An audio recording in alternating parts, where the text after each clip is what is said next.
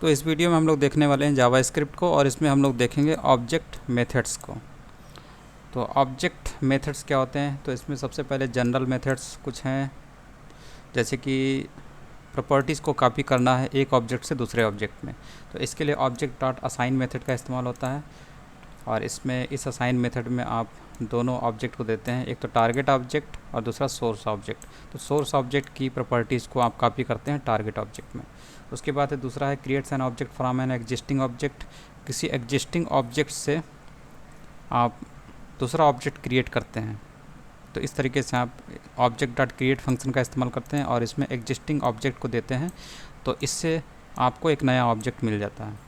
उसके बाद तीसरा फंक्शन मेथड है returns an array of the key value pairs of an object. किसी ऑब्जेक्ट के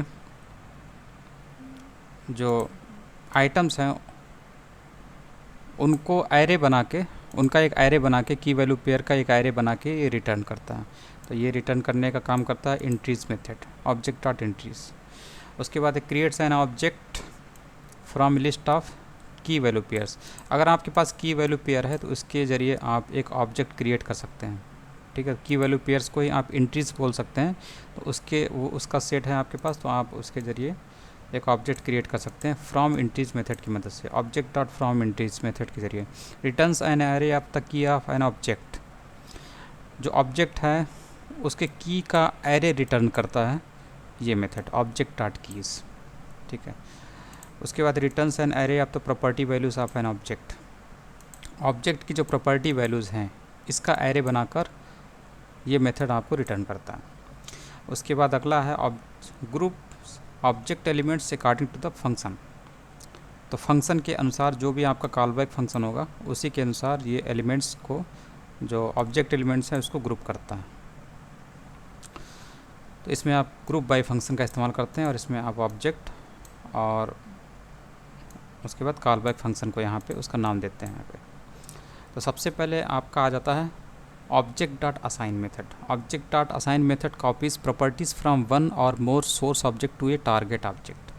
तो सोर्स ऑब्जेक्ट से टारगेट ऑब्जेक्ट में आपको प्रॉपर्टीज़ कॉपी करनी है, तो इसके लिए आप ऑब्जेक्ट डॉट असाइन मेथड का इस्तेमाल करते हैं, और यहाँ पर ये दिया हुआ है।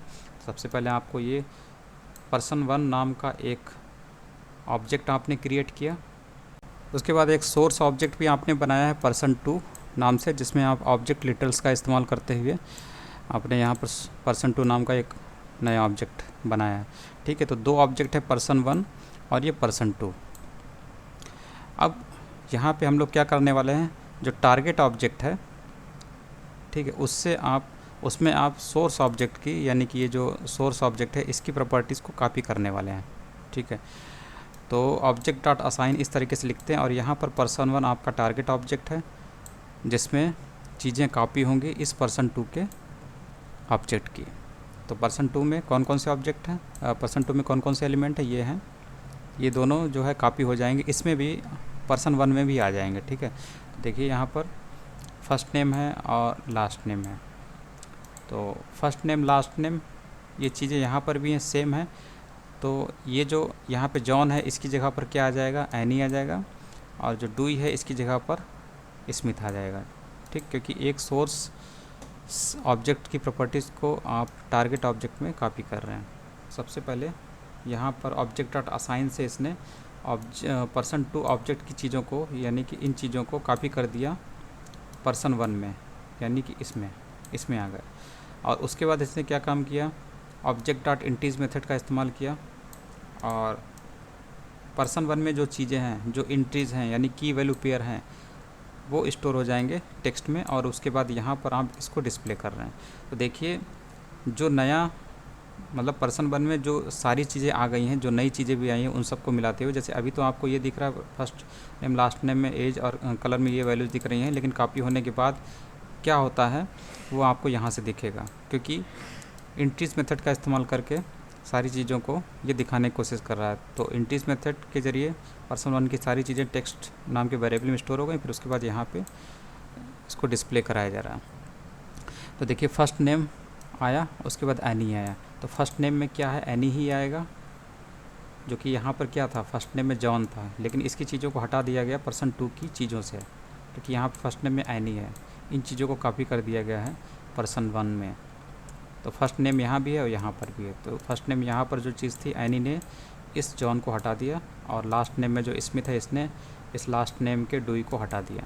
इसलिए आपको यहाँ पे फर्स्ट नेम एनी और लास्ट नेम स्मिथ दिख रहा है, और एज और जो आई कलर है वो तो सेम ही रहेंगे, क्योंकि यहाँ पर भी सेम, यहाँ पर कोई दिक्कत नहीं, क्योंकि उसमें कोई छेड़छाड़ नहीं हुई है। तो इस तरीके से आप देख रहे होंगे कि किस तरीके से ऑब्जेक्ट डॉट असाइन मेथड काम करता है। ठीक है, इस तरीके से ही। और यहाँ पर कोई दूसरी चीज़ भी आप ले सकते हैं, जैसे कि आप यहाँ पे मान लीजिए x ले लीजिए, ठीक है, और कॉलन यहाँ पे 100 ले लीजिए। तो ये जो x है ये भी पर्सन 2 में है अभी, और ये कॉपी हो जाएगा पर्सन 1 में। तो आपको यहाँ पर एक्स्ट्रा जो प्रॉपर्टी है वो दिखाई देगी। ठीक है, तो अब आप यहाँ पर देखेंगे तो आपको x में 100 की जो एंट्री है, यानी की वैल्यू पेयर, आपको यहाँ पे दिखाई देगा। ये देखिए x 100 भी आपको दिख रहा है, क्योंकि ये चीज़ जो पर्सन 2 में थी ये भी पर्सन 1 में कॉपी हो गई असाइन मेथड के ज़रिए। उसके बाद है ऑब्जेक्ट डॉट एंट्रीज़। ये तो हम लोगों ने अभी देखा किस तरीके से ये की वैल्यू जो पेयर्स होते हैं ऑब्जेक्ट के अंदर, उनको ये डिस्प्ले कराने का काम करता है। तो ये पर्सन नाम का एक ऑब्जेक्ट है, इसमें ये प्रॉपर्टी नेम और property value, property name, property value, ये जो आइटम है प्रॉपर्टी नेम वैल्यू के पेयर में है। और उसके बाद यहाँ पर इसने ऑब्जेक्ट डॉट एंट्रीज़ मेथड का इस्तेमाल किया, और इसमें इस पर्सन नाम के ऑब्जेक्ट को हम लोग पास कर देते हैं। तो यहाँ से इस फंक्शन से हमें की वैल्यू पेयर्स का एक एरे मिलता है, और इस एरे को हम लोग इससे एसोसिएट कर देते हैं। तो टेक्स्ट वेरिएबल एक एरे है जिसमें आपको की वैल्यू पेयर्स मिलते हैं इस पर्सन नाम के ऑब्जेक्ट से। ठीक है, तो यहाँ पर यही चीज़ हमें दिख रही है। जो चीज़ें हैं फर्स्ट नेम और उसके बाद जॉन, तो फर्स्ट नेम और जॉन दिखा, फिर last name dewy, last name आपका डुई दिखा, फिर एज 50, आई कलर ब्लू। ये सारी चीज़ें आपको एक एरे के रूप में की वैल्यू पेयर, ये सब कन्वर्ट हो जाती है की वैल्यू पेयर में, और एरे के रूप में आपको यहाँ पे दिखती है, क्योंकि इंट्रीज मेथड यही काम करता है, की वैल्यू पेयर का एक एरे बनाकर आपको देता है, जिसे आप इस टेक्स्ट नाम के वेरिएबल में स्टोर कर लेते हैं। तो ये क्या बन जाता है, एक एरे बन जाता है, जिसको यहाँ पर आप document dot gate element by I D demo dot inner HTML के ज़रिए आप प्लेस कर रहे हैं डेमो आईडी वाले HTML एलिमेंट के इनर HTML पे इस वैल्यू को। ठीक है, तो ये टेक्स्ट नाम की वैल्यू यहाँ पे प्लेस हो जाती है, डेमो आईडी वाला जो पैराग्राफ एलिमेंट है यहाँ पे प्लेस हो जाता है। उसके बाद पैराग्राफ एलिमेंट उसी टेक्स्ट वैल्यू को यहाँ पर ब्राउज़र में, वेब पेज में यहाँ पे दिखा रहा है। तो ये हो गया आपका एंट्रीज मेथड। उसके बाद है, अब ये बता रहा है कि आप इस चीज़ को आप लूप्स में भी इस्तेमाल कर सकते हैं। ठीक है, तो ये लूप्स में इस्तेमाल किया, ऑफ लूप है, फॉर ऑफ लूप है, तो इसमें भी ये इस्तेमाल कर सकते हैं आप इसको, क्योंकि जो आपको यहाँ से मिलता है वो की वैल्यू पेयर के रूप में मिलता है। ठीक है, तो की वैल्यू पेयर में मिलेगा, तो आप यहाँ पे ये जो आपने एक ये एरे बनाया है, एरे लिया है 2 वेरिएबल का, तो इस फ्रूट में आपका यहाँ से जो आएगा फ्रूट्स नाम के एरे से, फ्रूट नाम के ऑब्जेक्ट से जो आपकी की आएगी, यानी प्रॉपर्टी आएगी, ये प्रॉपर्टी पहली वाली, तो ये जाके इसमें स्टोर हो जाएगी, और इस प्रॉपर्टी की जो वैल्यू है 300, ये जाके इस वैल्यू में स्टोर हो जाएगी।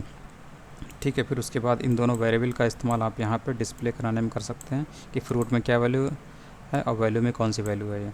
तो पहला आइटम जो है प्रॉपर्टी नेम, प्रॉपर्टी वैल्यू, आपको यहाँ से प्रॉपर्टी नेम और यहाँ से प्रॉपर्टी की वैल्यू मिल जाएगी। फिर उसके बाद धीरे धीरे ये फॉर लूप के बारे में आपने पढ़ा हो किस तरीके से काम करता है, सारी चीज़ें आप डिस्प्ले करा सकते हैं। तो सारी चीज़ें जो टेक्स्ट नाम का वेरिएबल लिया गया है, जिसमें आपने सबसे पहले एम्प्टी रखा है, तो एम्प्टी से पहला वाला आइटम ऐड होगा, फिर उसके बाद ब्रेक लगाया गया है ताकि अगली लाइन से अगला आइटम दिखाई दे। दूसरा जो आइटम है वो आपको इसके ज़रिए मिल जाएगा, फिर ब्रेक लगाया गया अगली लाइन में, फिर आपको क्या दिखाई देगा, ये वाली चीज़ यहाँ पे दिखाई देगी। तो इस तरीके से आप लूप का इस्तेमाल करके अलग अलग तीनों लाइन में आप यहाँ पे आइटम को रख सकते हैं। और ये जो बीच में कॉलन आया है ना, वो इसकी वजह से आया है क्योंकि आपने यहाँ पे ऐड किया, नहीं तो ये कॉलन नहीं आता। तो फॉर ऑफ लूप का इस्तेमाल भी आप चीज़ों को अलग अलग दिखाने के लिए कर सकते हैं। जैसे इसमें क्या था, पिछले बारे में आपको ये पूरी एक लाइन में दिख रही थी, फर्स्ट नेम फिर कामा भी दिख रहा था और यहाँ पे जॉन दिख रहा था। तो ये चीज़ ऐसा ना दिखे, बिल्कुल सही से दिखाई दे, तो इसीलिए आप वहाँ पर फॉर ऑफ लूप का इस्तेमाल कर रहे थे। इसके बाद है it also makes it simple to convert object to maps. तो ऑब्जेक्ट को आप मैप्स में भी इसके ज़रिए कन्वर्ट कर सकते हैं, ये बता रही है। ठीक है, तो ऑब्जेक्ट डॉट इंटीज, इसमें आपने ऑब्जेक्ट को पास किया तो इससे आपको की वैल्यू पेयर का एक एरे मिलता है। उस एरे के ज़रिए ये मैप बना देता है। ठीक है, तो नया मैप का नाम हो गया माई मैप। तो इस तरीके से है ये। और उसके बाद इस माई मैप को आपको यहाँ पे जब आप प्रिंट कराते हैं तो आपको ये मिलता है इस तरीके से। उसके बाद जावा स्क्रिप्ट ऑब्जेक्ट का एक दूसरा मेथड है from entries. From entries method क्या काम करता है? It creates an object from A list of की वैल्यू पेयर्स। की वैल्यू पेयर्स आपके पास है तो इसके ज़रिए आप एक ऑब्जेक्ट भी क्रिएट कर सकते हैं फ्रॉम इंट्रीज मेथड का इस्तेमाल करके। ठीक है, तो यहाँ पर देखिए आपके पास की वैल्यू पेयर है, तो ये एक एरे है, एरे ऑफ एरे, एरे के अंदर एरे है, यानी कि आपके पास की वैल्यू पेयर्स हैं, ये की, ये वैल्यू, ये की, ये वैल्यू।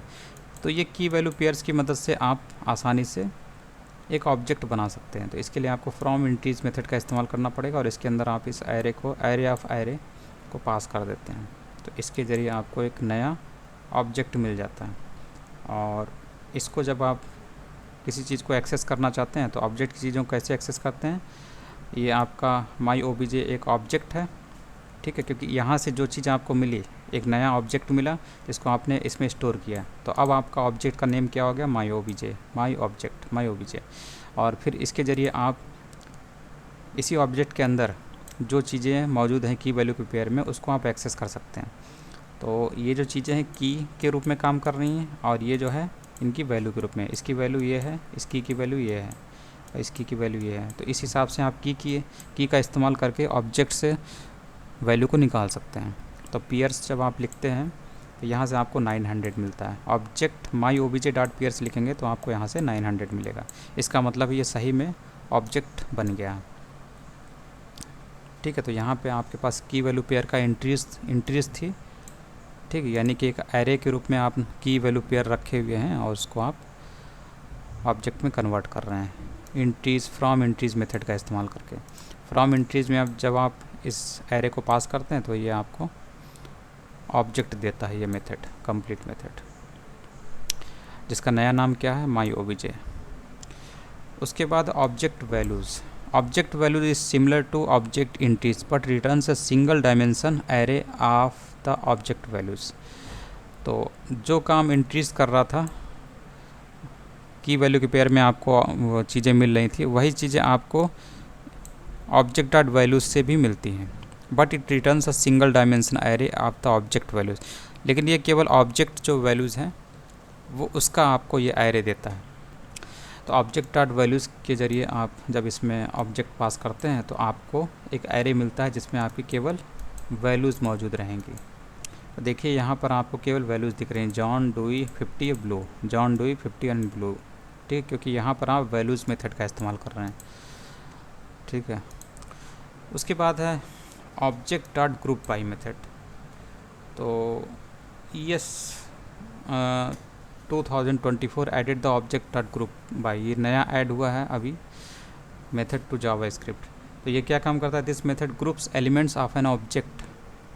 ऑब्जेक्ट के एलिमेंट्स को ये ग्रुप करता है according to the string values return from a call back function. जब आप कॉल बैक फंक्शन से जो स्ट्रिंग वैल्यू आती है उसी के अनुसार ये एलिमेंट्स को ग्रुप करेगा और आपको देगा। तो object dot group by method does not change the original object, और ये ओरिजिनल ऑब्जेक्ट को भी चेंज नहीं करता। इसके बाद यहाँ पर ग्रुप बाय का इस्तेमाल का जो प्रोग्राम है वो इसने यहाँ पे दिया है। तो इट क्रिएट्स एन एरे। तो एक एरे यहाँ पे क्रिएट किया गया जिसका नाम है फ्रूट्स, और इसके अंदर एलिमेंट रखे गए ऑब्जेक्ट के रूप में। ठीक है, तो ये एक एरे है फ्रूट्स नाम का, और फिर उसके बाद इसके जो आइटम है इनको ग्रुप किया जाएगा कॉल बैक फंक्शन के आधार पे। तो कॉल बैक फंक्शन यहाँ पर है जिसका नाम है माई कॉल बैक। ठीक है, और इसमें इसके पैरेंथेसिस में एक पैरामीटर आपको दिख रहा होगा जो कि कर्ली ब्रेसेस में क्वांटिटी जिसका नाम है। तो ये क्वांटिटी कौन सी है, ये जो क्वांटिटी है यही है, तो इन्हीं की वैल्यू आएगी, ठीक है, इन्हीं की वैल्यू आएगी। और यहाँ पर उसकी कंपैरिजन होती है, अगर वो 200 से ज़्यादा होता है तो रिटर्न होता है ओके, और अगर ये फॉल्स हो जाता है तो रिटर्न होता है लो,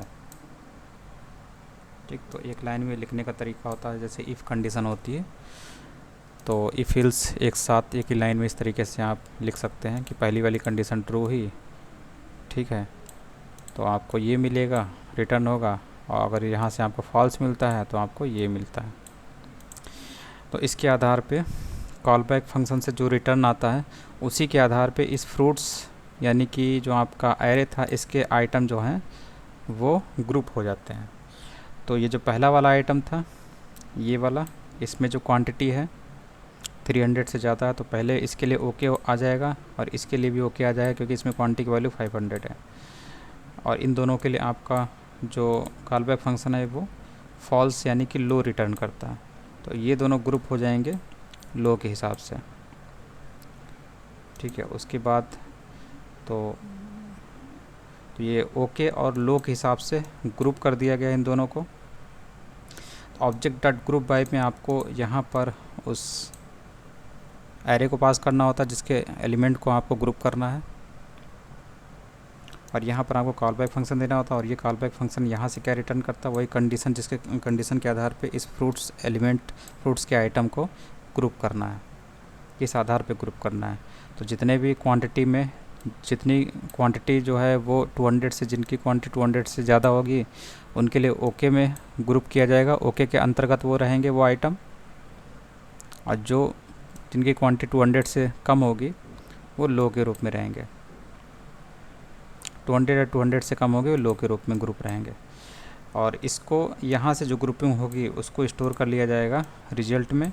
और इसकी ग्रुपिंग किस टाइप में होगी, रिजल्ट में भी दो प्रकार होंगे, एक तो ओके वाला और एक तो लो वाला। तो ऐसे इसको बोल सकते हैं कि रिजल्ट डॉट ओके। तो रिजल्ट डॉट ओके में आपको ऐसे एलिमेंट मिलेंगे जिनकी क्वांटिटी आपको 200 से ज़्यादा दिखाई देगी, यानी कि इतना पोर्शन आपको रिजल्ट डॉट ओके में दिखाई देगा। और रिजल्ट डॉट लो में आपको ये नीचे वाला पोर्शन दिखाई देगा, ठीक है। फिर उसके बाद आप यहाँ पे क्या काम करते हैं, result dot okay dot entries. तो रिजल्ट डॉट ओके जो है यानी कि जो आपका ऑब्जेक्ट है इसमें एंट्रीज मेथड का इस्तेमाल करके आप इसकी चीज़ों को एक्सेस कर सकते हैं, क्योंकि एंट्रीज में आपको पता है जो की वैल्यू पेयर होते हैं उनको आप एक्सेस करते हैं। तो रिजल्ट डॉट ओके में आपको क्या मिलेगा, रिजल्ट डॉट ओके में एंट्रीज के रूप में आपको सबसे पहले ये जो एक्स वाई लिखा हुआ है, दो वेरिएबल इसलिए लिखे हुए हैं क्योंकि रिजल्ट डॉट ओके जो आपका ऑब्जेक्ट होगा, ठीक है, उसमें दो आइटम आए रहेंगे इस कॉल बैक फंक्शन की मदद से, ठीक है। यहाँ से ग्रुप होने के बाद दो आइटम आपको मिलेंगे। तो जो पहला आइटम है ये है जो कि 0 इंडेक्स पे होगा, और दूसरा आइटम ये है जो कि 1 इंडेक्स पे होगा। तो जो 0 इंडेक्स है उसके लिए उस 0 को कवर करने के लिए पहला वाला वेरिएबल, और ये जो y है ये उस इंडेक्स पे बैठी हुई वैल्यू कवर करने के लिए है। तो ये आपकी y के बराबर हो गई जो हाईलाइटेड पोर्शन है, और किस इंडेक्स पे बैठा हुआ है 0 इंडेक्स पे, तो उसके लिए ये x है। तो यहाँ से result dot okay dot entries से आपको क्या मिलता है, दो चीज़ें मिलती हैं। एक तो इंडेक्स, जिस इंडेक्स पे ये वैल्यू है, ये वाला पहला आइटम है, ठीक है, तो इसे आप स्टोर कर लेंगे y में, और इससे पहले जो ये जिस इंडेक्स पे बैठा हुआ उसे आप x में स्टोर कर लेते हैं, ठीक है। तो x जो है इस पहले आइटम को इसका किस इंडेक्स पे बैठा हुआ उस इंडेक्स को स्टोर करता है, और उसके बाद y जो है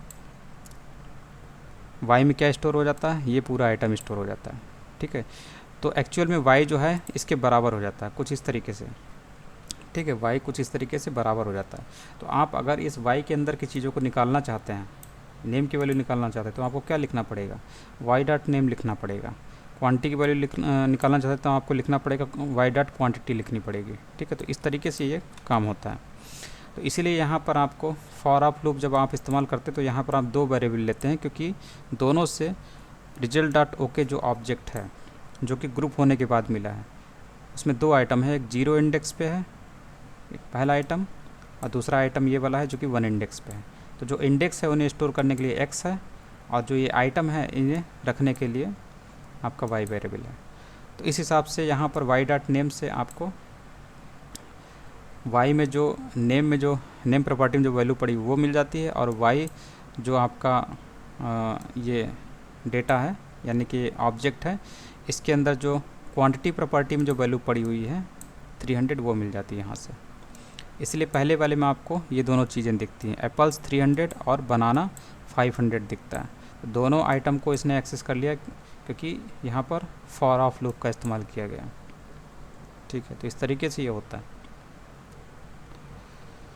और उसके बाद सेकंड वाले केस में भी इसी टाइप का है। सेकंड वाला जो केस है इसमें भी ये जो दो आइटम हैं इनको ग्रुप करके रखा गया है ऐसे ऑब्जेक्ट में जिसका नाम है रिजल्ट डॉट लो। ठीक है, फिर उसके बाद इस रिजल्ट डॉट लो में आपको दो आइटम दिखते हैं, एक तो ये आइटम है और दूसरा आइटम ये है। तो पहले वाले आइटम का इंडेक्स क्या होगा 0 इंडेक्स, और दूसरे वाले आइटम का इंडेक्स क्या होगा 1 इंडेक्स होगा।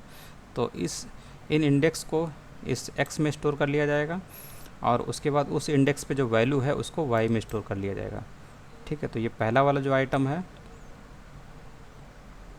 फ्रूट्स डॉट लो के अंदर,